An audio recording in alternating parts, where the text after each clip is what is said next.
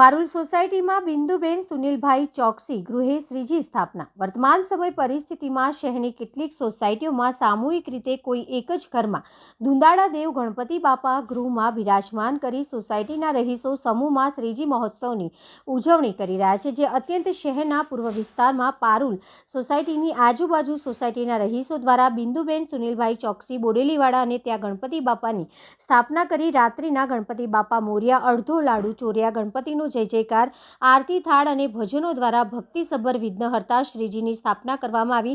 સોસાયટીના રહીશો, મહિલાઓ વિશાળ સંખ્યામાં ઉપસ્થિત રહી ભક્તિમાં ઓતપ્રોત થતા જોવા મળ્યા હતા।